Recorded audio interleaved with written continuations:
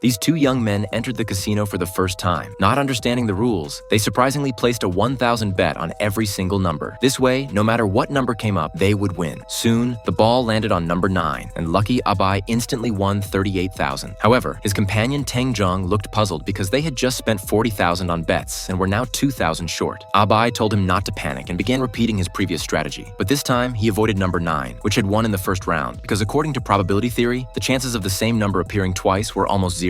As expected, the ball stopped on number 28 this time. After winning this round, they made up for the loss from the previous round. Teng Zhong seemed very confused and thought that what Abai was doing was meaningless. Abai didn't explain to him, but instead directly increased the bet by 10 times. Except for numbers 9 and 28, he placed a 10,000 bet on each number. When the roulette wheel spun again, unexpectedly, the ball stopped on number 9. Abai was at a loss for words when he saw it. In just 5 minutes, all of Abai's savings were gone, but Abai couldn't stop gambling. He took out all of his companion's savings and went all in on this round. He asked the dealer worriedly if number 9 would come up again. The dealer replied that he had never seen the same number hit 3 times in a row in his entire life. Abai was instantly relieved. Once again, except for number 9, he placed a 10,000 bet on every number. However, little did they know that the dealer's job was not only to deal cards, but also to secretly control the game's outcome. But strangely, Abai not only didn't pay attention to the result, but also had the mood to eat candy. This abnormal behavior seemed to remind Teng Zhong of something. He remembered that 15 minutes ago, Abai had told him to use eating candy as a signal to place chips on the numbers he didn't bet on. Coming to his senses, Teng Zhong quickly picked up all the remaining chips at the last moment when bets could be placed and steadily put them on number 9. A few seconds later, the ball really stopped on number 9. They won 5 million just like that, drawing cheers from the crowd at the scene. The proud Abai didn't forget to make a gesture at the surveillance camera, not knowing what kind of person he had provoked. Just as the two were about to leave the casino with their winning cash, they were stopped by the casino owner. However, Abai asked her casually what she wanted to bet on. Surprisingly, the female owner said to bet on whether the first person coming out of the elevator was a man or a woman. If they lost, they had to leave the money obediently and get lost. Before Abai could agree, the elevator door had already opened.